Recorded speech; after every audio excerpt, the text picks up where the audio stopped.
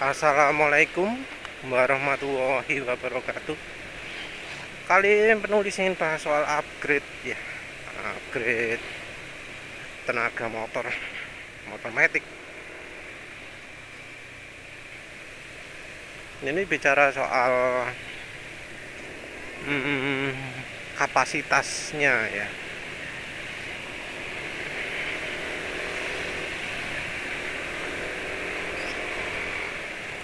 Ya sebenarnya sih ini lebih untuk apa ya?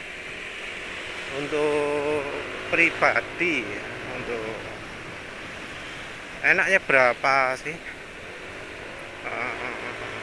upgrade yang cocok itu.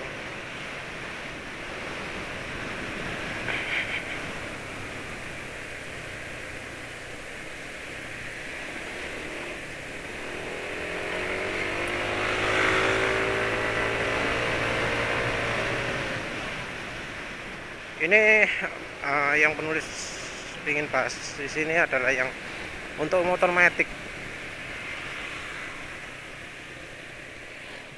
Soalnya yang lebih banyak salah upgrade itu adalah di motor matic. Soalnya ini penulis sempat lihat orang bangga motor matic modif porpolis, modif apa, throttle body digedein. Karena apa ya, banyak yang nggak sadar bahwa di motor matic itu kebutuhannya beda.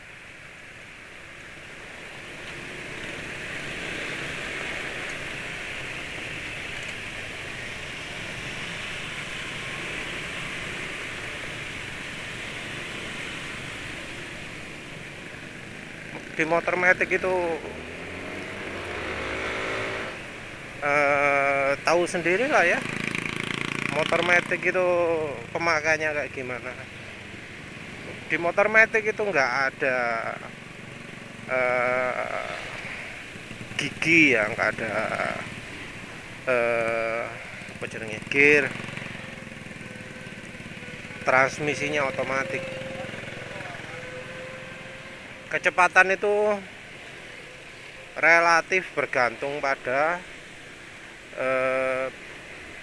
RPM, jadi perputaran mesin. Beda dengan motor laki yang apa, ada giginya ya. Jadi kalau motor matic itu bisa memanfaatkan apa jenenge, power band. Power band itu adalah sebutan apa jenenge, RPM ring, apa jenenge, kisaran RPM yang tenaganya mantap. Jadi kalau motor laki atau motor dengan persneleng dengan apa, gigi-gigi gitu, power band ini merupakan bagian yang sangat penting.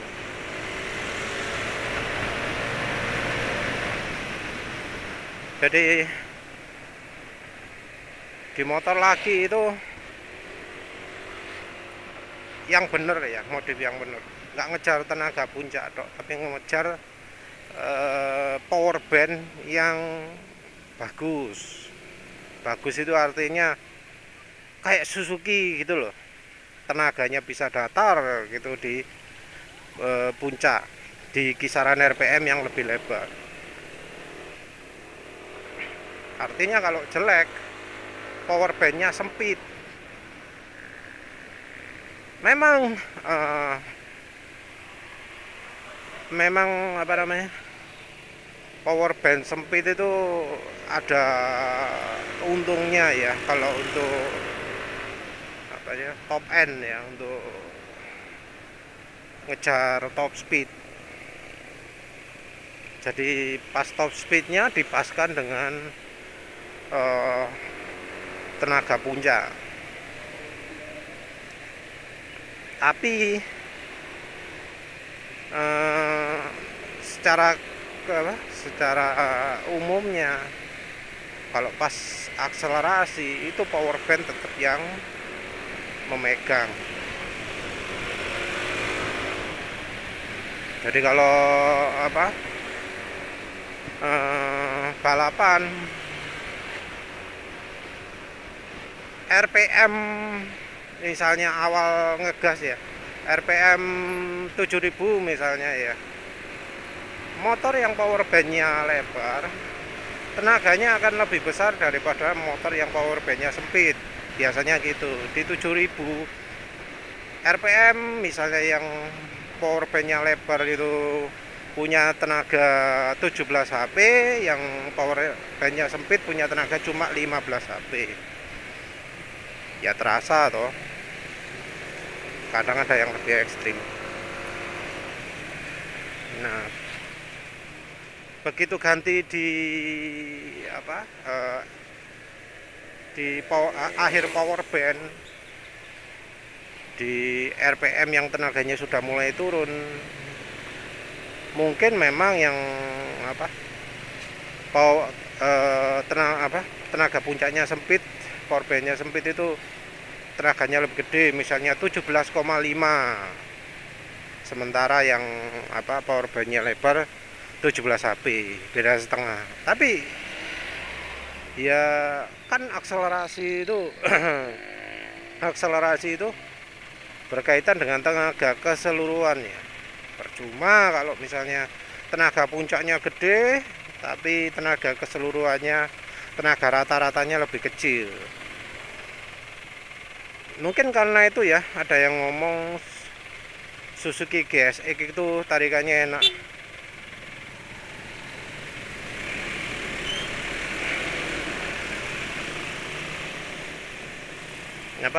Lebih, ada yang bilang lebih kenceng ya daripada R15. Ya mungkin karena itu, karena power bandnya R15 kurang lebar, atau pemiliknya ya modifikasinya salah ya, sehingga power bandnya makin nggak imbang.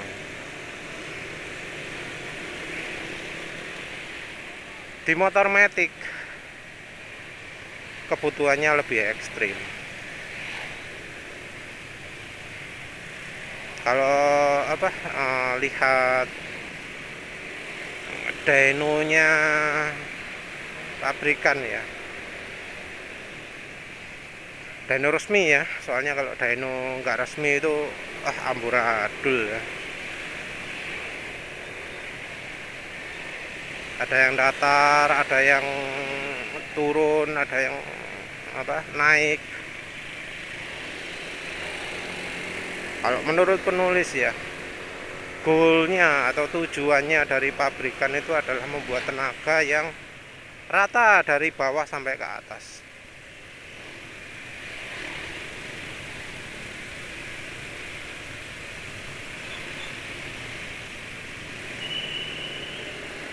Jadi dengan tenaga yang rata ini ya, tarikan dari awal sampai akhir enak terus.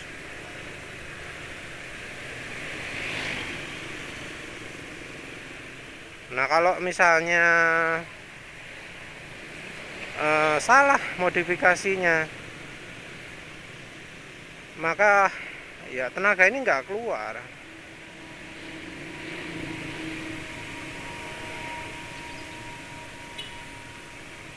Ada bagian tenaga yang nggak maksimal. Yang lebih sering sih tarikan bawahnya jadi nggak enak, awalnya jadi nggak enak.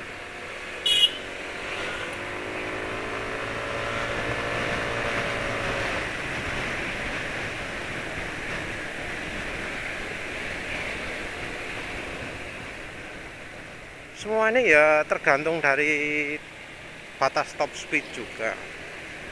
Ya seperti kita tahu lah ya, Aerox itu akselerasinya buanter ya.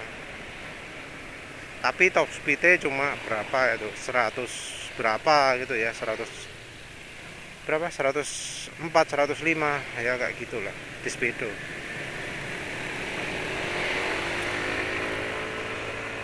Sementara NMAX New itu kalah jauh tarikannya dengan air, tapi bisa dapat top speed yang lebih tinggi.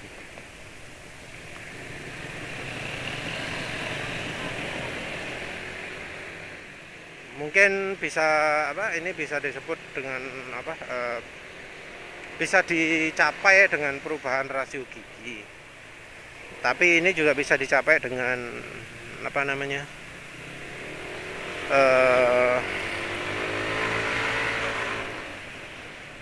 perubahan profil tenaga juga.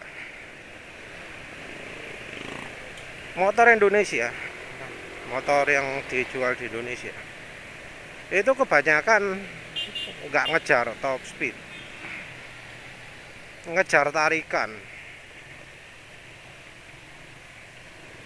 Jadi dari sisi tenaga biasanya lebih rendah daripada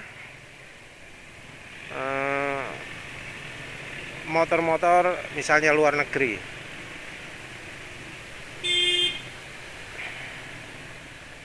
Jadi kalau perhatikan ya, motor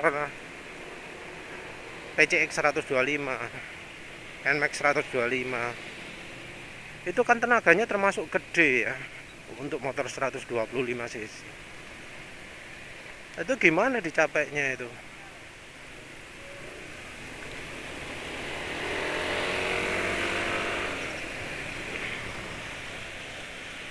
Nah, itu dicapai dengan tenaga yang difokuskan di RPM atas. Karena memang mereka itu pemakainya ya, kalau bawah nggak butuh kencang-kencang, kalau atas dia butuhnya bisa top speed tinggi. Salah lewat jalan.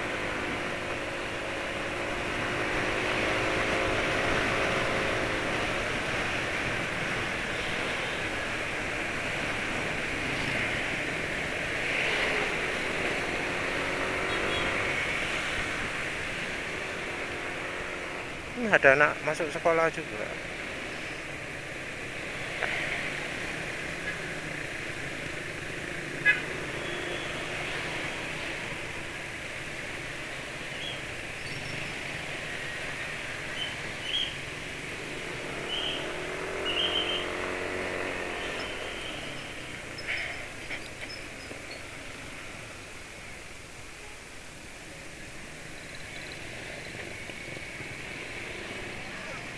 Nah, apa saja sih yang mempengaruhi pergeseran apa jenenge power band ini ya kalau di motor matic? Yang mempengaruhi power band di motor matic ini yang terutama adalah knalpot racing.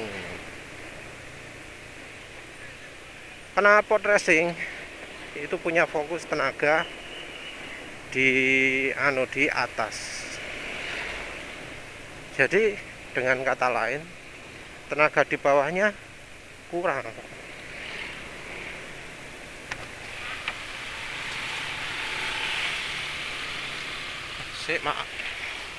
Maaf. Knalpot itu membuat saluran keluar pembakaran itu jadi lebih mudah.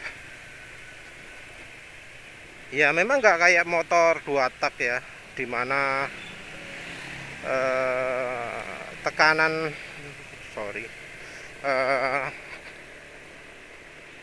gas buang itu harus diatur sehingga muncul knalpot yang mulut awalnya besar gitu ya.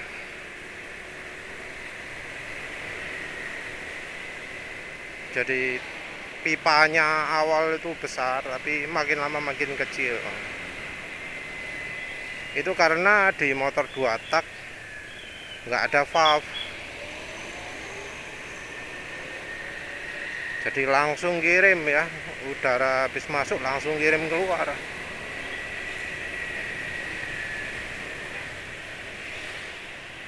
tekanan udara keluar itu penting.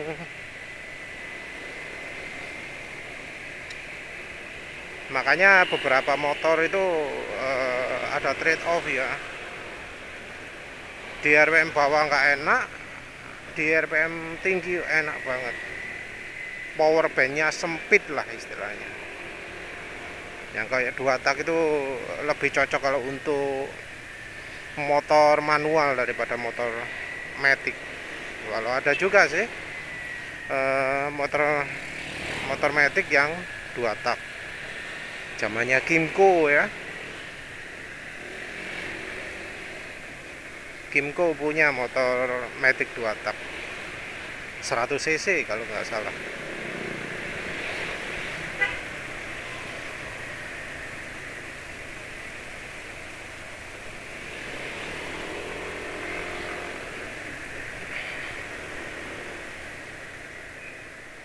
Nah, kalau yang apa namanya? Kalau yang motor matic 4 tak ini memang faktor knalpot itu pengaruhnya lebih sedikit, tapi tetap tekanan ini membuat udara itu lebih mudah atau lebih sulit untuk keluar. Mempengaruhi juga dengan airflow ya, aliran udara. Pabrikan itu ya kalau sejelek-jeleknya pabrikan itu berusaha untuk mengatur udara itu pas dengan kebutuhan. Jadi pabrikan itu memang cari trade off, cari pasnya. Gimana udara yang pas, gimana apa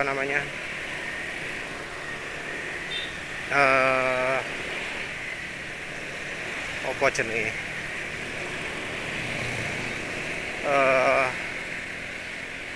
campuran bensin dengan udara yang pas gitu.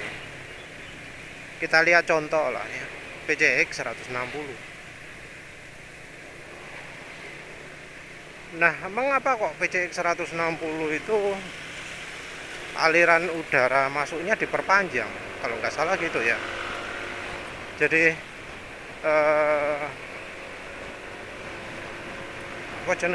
pipa hisapnya kalau nggak salah itu dibuat panjang.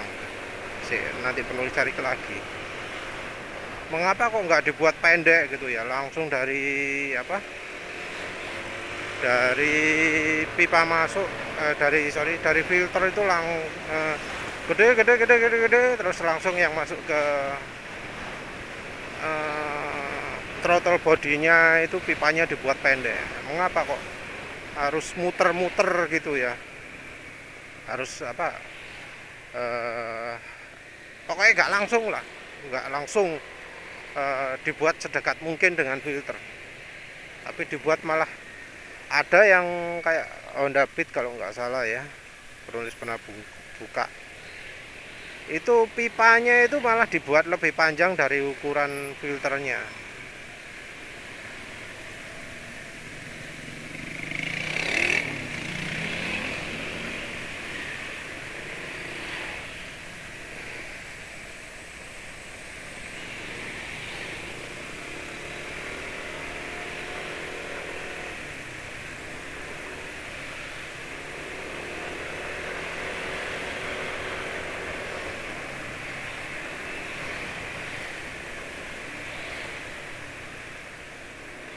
Jadi filter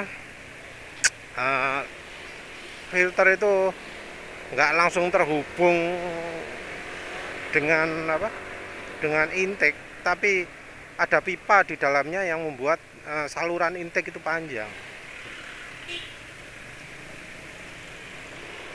Nah, mengapa kok saluran intake panjang? Kok nggak dibuat lebih pendek? Ya itu ada hubungannya dengan tenaga juga, dengan flow juga. Tujuannya pipa panjang itu adalah untuk bisa mendapatkan tenaga bawah yang enak. Jadi desain dari PCX 160 itu kan pingin dapat tenaga bawah yang gede. Nah, menurut penulis itu salah satunya. Saluran intake-nya itu dibuat lebih panjang. Kalau dibuat pendek, tenaga bawah nggak gede.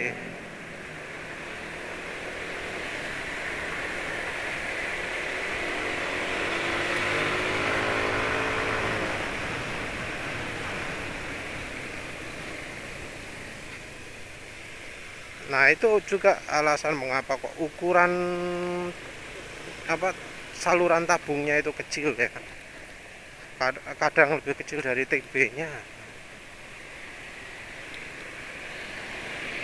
Karena ya itu tadi ada kebutuhan khusus.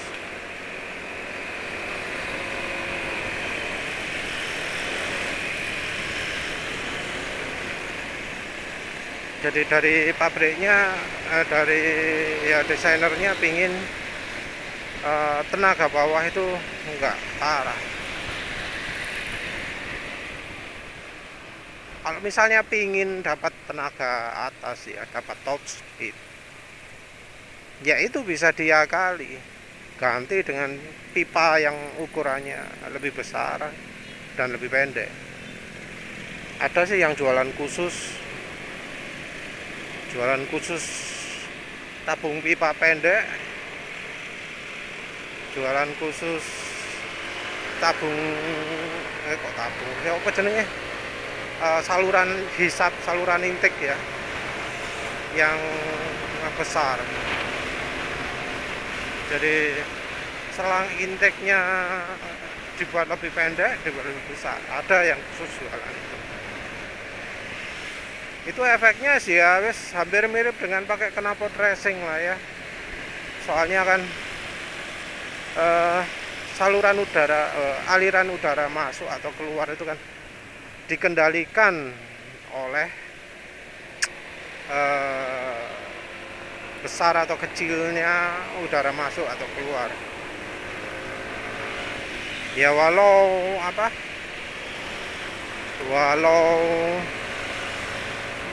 kalau dibesarkan keluarnya, masuknya itu nggak begitu terpengaruh, tapi ada istilahnya overlap kan nggak salah, yaitu dimana in dan outnya itu sama-sama terbuka.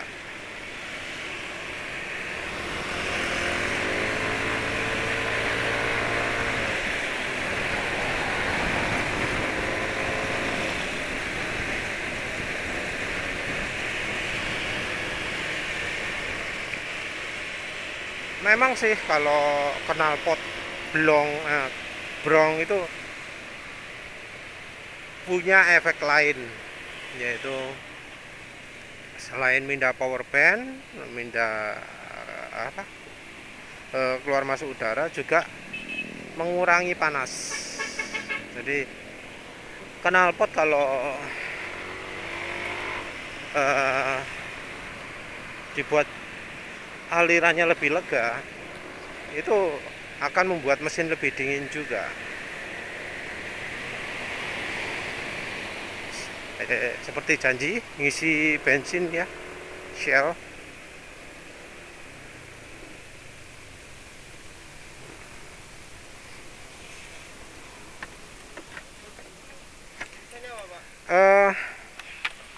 Shell Super 40.000.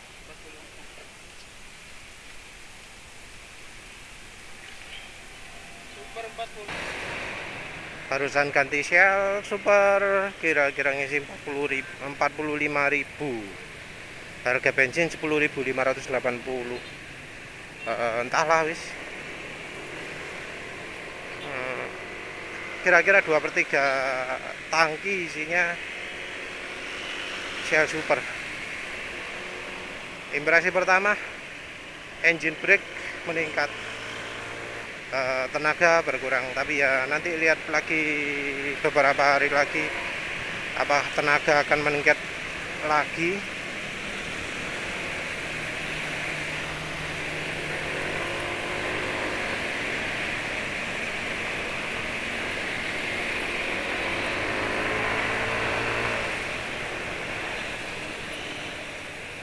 Kalau dari sisi pembersihan, Shell Super ini masih kalah dari V-Power, kalah dari BP.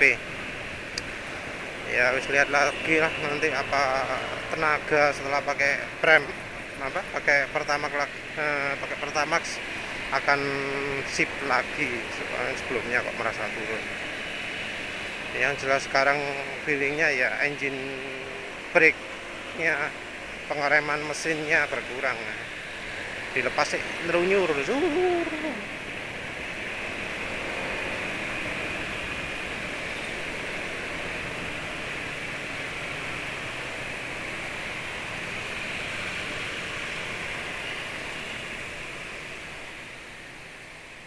Ya kembali lagi. Jadi kalau misalnya ya pingin ngejar yang mirip-mirip efek knalpot racing, itu bisa dengan ganti saluran intake. Biasanya harganya lebih murah. Kalau knalpot racing antara ya berapa? 1 juta sampai 5 juta atau ya sampai tak terhingga lah ya. Nah, kalau intake ya biasanya itu ya mulai dari mungkin ada yang jual 50.000 sampai mahal-mahalnya ya 150 gitulah ya. Yang namanya cuma selang, bahannya dari plastik atau mungkin ada yang jual karet juga nggak tahu, tapi mestinya plastik ya. Itu kalau misalnya tujuannya pingin dari ngejar tenaga atas tok loh ya. Tapi ya seperti sudah dijelaskan sebelumnya, tenaga bawah biasanya turun, jadi ngempos lah istilahnya. Karena apa? Ya karena peta pembakarannya berubah, mappingnya itu berubah. Jadi pabrikan itu ngeset ECU biar pas campuran bahan bakarnya. Jadi pabrikan itu mestinya ya kalau melakukan tuning ECU, mereka pakainya pakai mesin dyno yang ada eddy current-nya, bukan nggak kayak nggak kayak yang mesin dyno Indonesia ya, ngomongnya ada eddy current tapi fitur eddy current-nya nggak dibeli. Jadi misalnya merek Dynamite itu kan memang Dinojet, Dynamite, yang manapun lah ya, memang mereka menawarkan model mesin dyno yang ada eddy current-nya, tapi harus beli modul khusus. Kalau nggak beli modul khusus ya sama saja, nggak akan ngerasakan modul eddy current-nya itu. Cirinya itu apa kalau ada modul eddy current? Ada mode RPM konstan. Kecepatan konstan. Kalau RPM konstan itu untuk motor lagi, kalau kecepatan konstan biasanya untuk motor matic. Ya RPM konstan juga sama. Bagaimana itu bisa dicapai? Jadi kalau kita misalnya ngegas ya, kedeteksi RPM-nya naik, sama mesinnya itu direm, sehingga nggak bisa nggak kelihatan. Apa jenenge? RPM-nya nggak jadi naik, balik lagi ke setelannya. Nah, dari situ tinggal diatur mappingnya sehingga didapatkan tenaga yang maksimal. Jadi ya mapping mesin itu kan biasanya pakai per 1000, 2000, 3000, 4000 gitu kan ya. Nah diatur, misalnya pengen ngeset di 1000 rpm, disetel konstan 1000 rpm, 1000 itu nggak cocok ya, 2000 wis, 2000 rpm konstan. Nah, itu tinggal dicari mappingnya itu tenaganya berapa.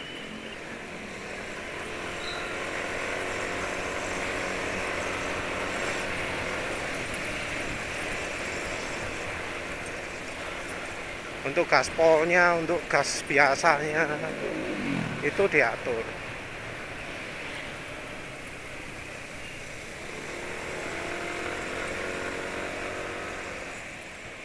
Itu yang membuat mapping dengan eddy current itu lebih mudah, karena untuk tiap RPM-nya ya, jadi bisa pas, nggak harus apa istilahnya, nggak harus bolak-balik gitu sekali tok.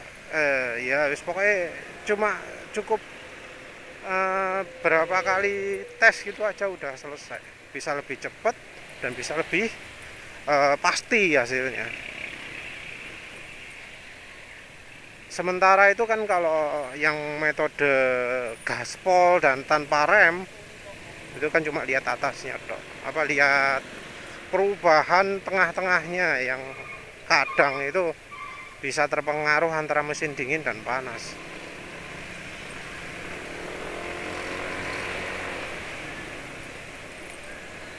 Jadi untuk menyelidiki mesin dingin dan panas itu kan perlu minim 3 atau 4 aliran ya. Jadi untuk ngeset yang tengah-tengahnya bisa sampai lama, karena ya berubah dikit harus digas berapa kali untuk yakin bahwa oh sudah pas segini gitu. Kok jadi bahas dae no. Sik turung bahas liyane. Nah, gaspol, sorry. Itu tadi masih cuma bahas intake dan bahas knalpot ya. Belum lagi yang lain. Yang lain itu apa? Dari sisi itu, dari sisi port and polish.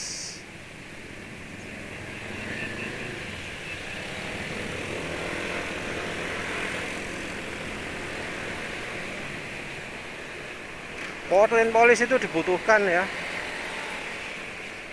kalau memang pengen ngejar tenaga atas. Ya samalah dengan memperbesar saluran selangnya itu, dengan membuat selangnya pendek, sama.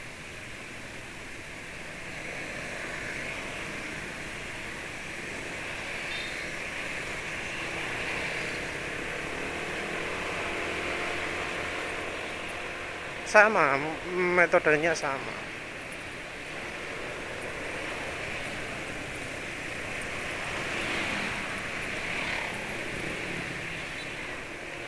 Cuma ini dari saluran udara. Ya mungkin ada perhitungan lah, sudut kemiringan valve-nya dirubah, kemiringan klep valve, bagian piringannya itu dirubah sehingga udara lebih mudah masuk. Ada yang mengoptimalkan bentuk sehingga udara yang masuk bisa lebih kencang. Nah itu beda lagi.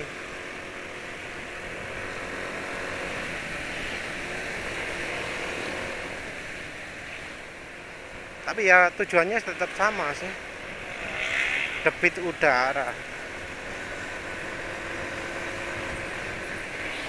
Nah kalau sudah pakai ngerubah-ngerubah gini ya wajib ya ganti ECU racing ya. Soalnya ya pakai ECU standar biasanya sulit dirubah mappingnya, karena nggak cuma naik atau turun, tapi juga merubah aliran udara.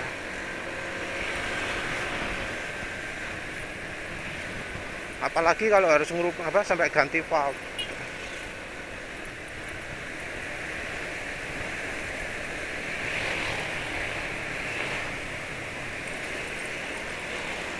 Kalau sampai ganti valve, ganti camshaft, ganti noken as.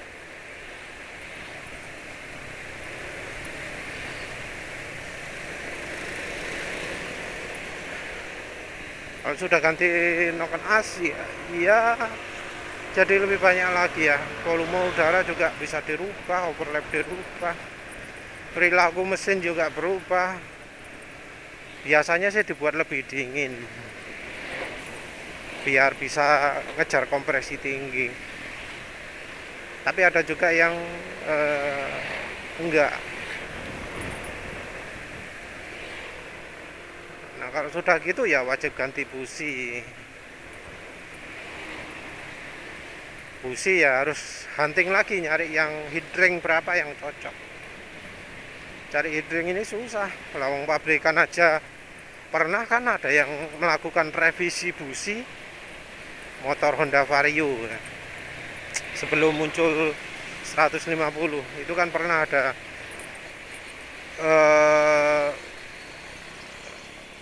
saran rekomendasi ganti rekomendasi busi. Telat.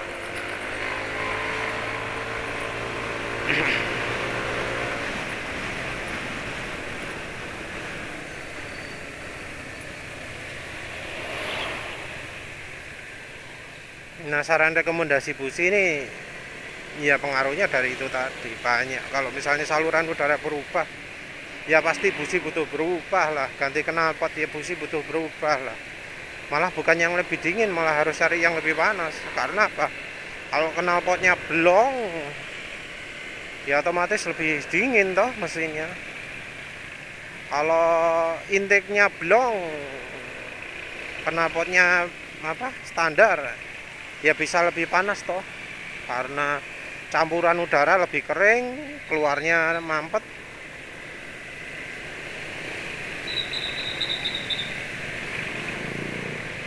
Nah itu semua butuh perubahan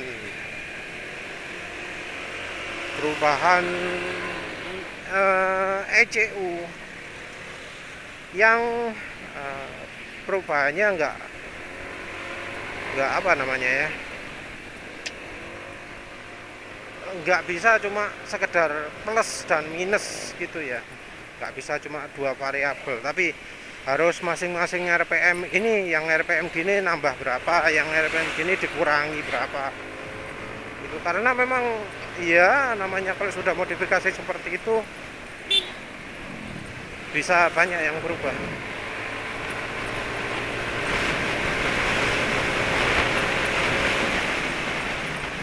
Tarikan jadi nggak enak, tapi ya wis lah, demi untuk membersihkan kerak kayaknya kok sudah banyak. Harus lupa nutupnya. Segitu aja lah ya, sempatnya begitu. Terima kasih sudah menonton. Assalamualaikum warahmatullahi wabarakatuh.